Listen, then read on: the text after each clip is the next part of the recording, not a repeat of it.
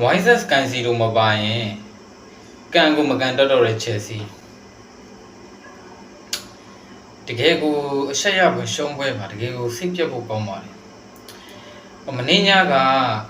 မစ်ချယ်လို Chelsea အသင်းကဒါ Leeds United ကို3-2ဆိုရရလက်နဲ့အဆက်ရပွဲကိုရှုံးနေသွားခဲ့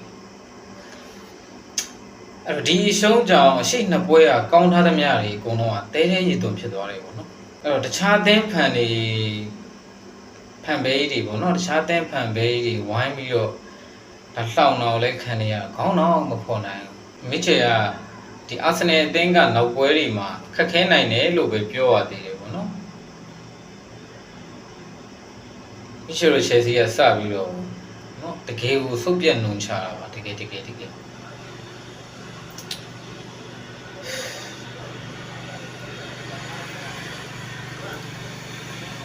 အဲ့တော့ဒီပွဲစဉ်မှာဘာလို့ရှုံးတာလဲရှုံးတာတော့ရိုးရှုံးတာမဟုတ်အုပ်စုပတ်ဆက်ကိုအဆက်ရကိုရှုံးတာအဲ့တော့နံပါတ်1တစ်ချက်ဒီနီးပြအန်ဆိုမာရစကာနဲ့အများကြီးသက်ဆိုင်တယ်မထုတ်တဲ့ line နဲ့မထုတ်တဲ့နောက်တန်းကိုထုတ်တယ်နံပါတ်1အဲ့တော့နံပါတ်2ကိုင်စီတို့မပါတာနဲ့ချက်စီးအသင်းကကွင်းလေပိုင်းအောင်နောက်တန်းအောင်လုံးဝစိတ်မချအထူးသဖြင့်နောက်တန်းလုံးဝကိုစိတ်မချရအဲ့တော့ကွင်းလေဖန်တီးမှုပိုင်းမှာလေသူ့စာဝင်ကစားတဲ့အန်ဒရီဆန်တိုစ်ကထင်သလောက်မလုံနိုင်ဘူးဒါနံပါတ်2ချက်နံပါတ်3ချက်ဒီလိုကစားသမားအချို့ပွဲပန်းနေတာကိုဒီပွဲစဉ်မှာမြင်ရလိမ့်မယ်အဲ့တော့တကယ်အန်ဆိုဖာနန်ဒက်စ်ပွဲပန်းနေပါတယ်တေချာပေါက်ပွဲပန်းနေတယ်ပြီးတော့မတ်ကူရေလာလုံးဝပွဲပန်းနေတယ်ဒီကစားသမားတွေဒီပွဲပန်းနေဘာလို့လဲဆိုတော့ဒီအန်ဆိုဖာနန်ဒက်စ်နဲ့မတ်ကူရေလာတို့ကလေဒီအရှိနှစ်ပွဲပေါ့နော်ဒီချန်ပီယံလိပွဲဖြစ်တယ်ဘာစီလိုနာအသင်းနဲ့ပွဲစဉ်ကိုဒီအာဆင်နယ်နဲ့ပွဲစဉ်ကိုသူတို့ကလုံးဝစတေမီနာတွေအကုန်ထုတ်သုံးပြီးကစားခဲ့ရတဲ့ကစားသမားတွေနော်ပွဲချိန်အပြည့်အကုန်လုံးကစားထားတဲ့ကစားသမားတွေလုံးဝသူတို့ပွဲပန်းနေတယ်နောက်ပြီးတော့စိတ်ပြက်စရာကောင်းတဲ့နောက်တန်းစိတ်ပြက်စရာကောင်းတဲ့ဂိုးသမားလုံးဝပြောစရာမလိုဘူးအဆိုးဆုံးနောက်တန်းကစားသမားတိုစင်ပုံမှန်လည်းပြောရင်မစ်ချယ်လို Chelsea အသင်းနဲ့လုံးဝကိုChelsea အသင်းမှာကစားဖို့တိသူ့ခြေစွမ်းလုံးဝမရှိလုံးဝမရှိတယ်မစ်ဒီလောက်ပဲပြောတယ်ဆိုတာလေသူ့ကိုဒါ free ပေါ့နော်အလွတ်နဲ့ခေါ်ထားလို့ဒါဒီလောက်ပဲပြောတာလုံးဝ Chelsea ရဲ့အရန် line နဲ့မှာတော့မှပဲသူ့ကိုထားလို့လုံးဝမသင့်တော့အဲ့တော့ပထမဆုံးဂိုးကိုကြည့်ပထမဆုံးဂိုးဒါ set speed ကနေဂိုးပေးရတယ်ထားပါတော့ပထမဆုံး Leeds United တဲ့တွင်းကိုခေါင်းတိုက်သွားတယ်ဂိုးသမား Robert Sanchez ဂိုးတွေကနေပြီးတော့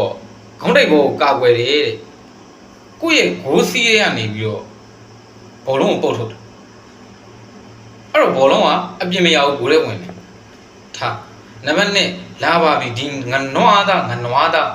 နော်အဲ့နွားတိုစင်နံပါတ်2ကိုတိုစင်ကဟန်ချက်ပြက်နေတဲ့ press လုပ်ထားတာခံရတဲ့အန်ဆိုဖာနန်ဒက်စီကိုဘောလုံးကိုပော့တန်ပေးတယ်အဲ့ဒီကနေရသွားတဲ့ဘောလုံးကိုလီကလှောက်ပါသွင်းသွားတယ်ကထားဒါလည်းမပြောသေးဘူးနံပါတ်3နော်3ခုမြောက်ကိုမာလိုဂိုစတိုကသူ့ကိုဘောလုံးထိုးပေးလိုက်တယ်အဲ့ဒီထိုးပေးလိုက်တဲ့ဘောလုံးကိုသူကတန်းကန်ထုတ်လိုက်လို့ရတယ်တန်းရှင်းလိုက်လို့ရတယ်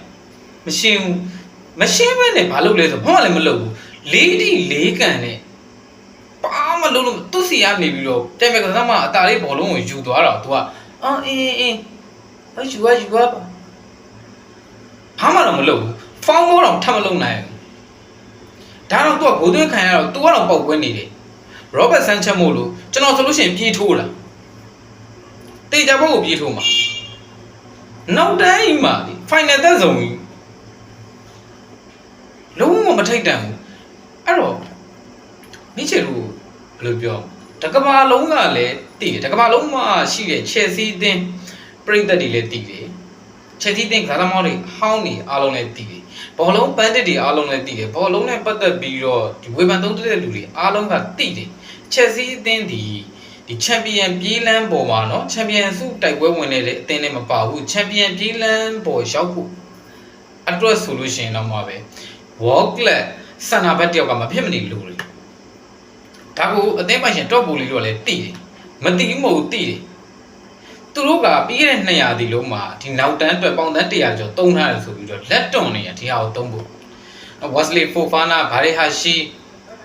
နော် Azadisasi ဒီ3ယောက်ကိုသူတို့ဝယ်ထားတယ်ဆိုပြီးတော့ဟမ်သူတို့ကအခုပါလေလက်ပိုင်း9ဝဲကိုစောက်လက်ပိုင်း9ဝဲမလာခင်အခုဘောက်စင်ဒီကာလာမှာစပြီးတက်လဲနေပြီလုံးဝစိတ်မချရခေါင်းတော့မဖော်နိုင်ဘူးခေါင်းတော့မဖော်နိုင်ဘူးဘဲကြီးတို့ကြီးခေါင်းတော့မဖော်နိုင်ဘူးတော်မှဆိုလို့ရှိရင်လည်းခေါင်းတော့မဖော်နိုင်ဘူးကျွန်တော်ဝိုင်းလောက်နော်ဘလို့မှမထင်ထားဘူးလီယူနိုက်တက်တင်းလီယူနိုက်တက်ဆိုတော့နောက်ဆုံးပြိုင်ပွဲဆုံး4ပွဲဆက်ရှုံးထားတဲ့အတင်းလုံးဝရှုံးထားတဲ့အတင်းအမကိုလို့ဟိုးအမပေးစရာအောက်ဆုံးတန်းစင်စုံရဲ့တန်းစင်စုံနာအတင်းပါတန်းစင်စုံရဲ့အဆင့်ဘလောက်သူ့အဆင့်ဘလောက်16လား19လားမသိအဲ့အတင်းကိုကြည့်ရောလုံးဝစုပ်ပြတ်တတ်နေအဲ့တော့မိချေတို့ဒီခြေနဲ့တော့လေချန်ပီယံဖလားမပြောနဲ့ချန်ပီယံပြေးလန်းပုံမှာတော့မှမမျော်လင့်နဲ့ယက်တီကိုမျော်လင့်ကိုတော်တော်ခက်ခဲတယ်အဲ့တော့မာရက်စကာလက်တစ်ခါတလေဘာတွေလူထုံမှမသိဥမာဟာဒိုလို့ဘာလို့ရှိတယ်တုံးလို့ရတယ်တုံးအာချန်ပုံလို့ရှိတယ်ဒီကောင်လေးတောင်စိတ်ချလို့ရတယ်ဘာလို့ဒီရှက်ဖို့ကောင်းလဲဘယ်လိုစဉ်းစားကြည့်ရင်ကို့အသင်းမှာနေရာမပေးနိုင်လို့ရောင်းထုတ်လိုက်တဲ့တာအီသန်အမ်ဘတ်တူလူငယ်ကစားသမားလေးလီယူနိုက်တက်တသိန်းလုံးကိုညကကပတိန်လက်ပတ်ကြီးနဲ့တသိန်းလုံးကိုမောင်းပြီးဆော့သွားတာဟမ်ရှက်ဖို့ကောင်းတယ်ရှက်ဖို့တကယ်ကောင်းတယ်အဲ့ဒီပြင်ကိုညပွဲကိုကျွန်တော်ကြည့်လိုက်တယ်ညတွင်းနေတော့ကြာညတွင်းနေကြာတယ်မှာချက်စည်းပွဲကြည့်ရတာညတွင်းကြာတာပဲအဖက်တင်နေညပွဲကိုကျွန်တော်ကြည့်တော့ဘာမြင်လဲဆိုတော့ကစားမတွေပြင်မတော့မြင်နေမှန်းတယ်ဒါပေမဲ့ကျွန်တော်တို့ရဲ့ရွှေကိုခုဘက်မှာဝင်လာအဲ့ဘာလုပ်လဲဆိုတော့ကို့အတင်းကရှုံးနေ3-1နဲ့ရှုံးနေတဲ့အချိန်နော်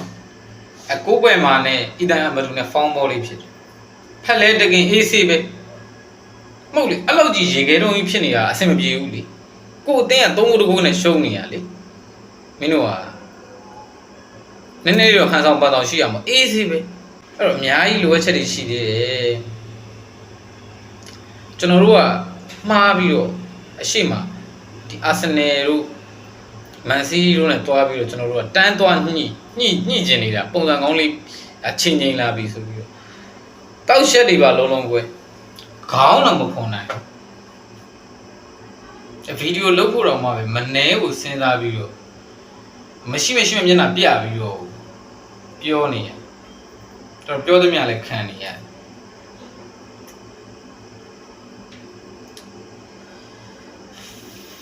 အဲ့တော့ကျွန်ချက်စီဖန်ဘေးတွေလည်းလာမယ့်စနေနေ့နော်ည9:00နာရီခွဲထိဖုံးမောင်းတဲ့ပွဲမရောက်ခင်ထိလေချမ်းတွေရောလေစိမ်းတွေရောလေနုတွေရောတိုက်သမျှတာခံပြီးတော့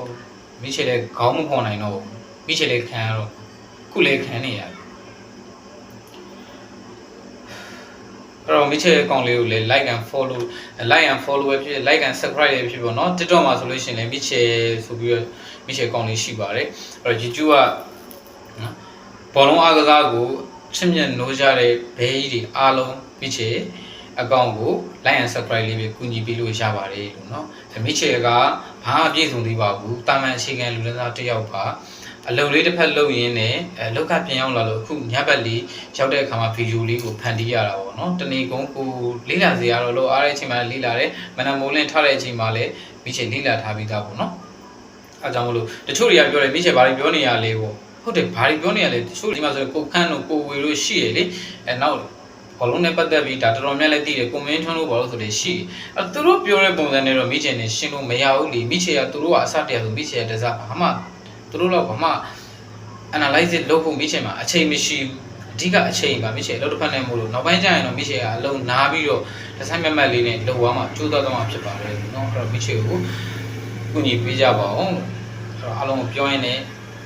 Chelsea fan brother တို့လည်းကောင်းဖို့ပါအခြားသော fan brother တွေလည်းမိချေကိုကြိုက်တော့တာတိုက်လို့ရပါတယ်လို့เนาะ bye bye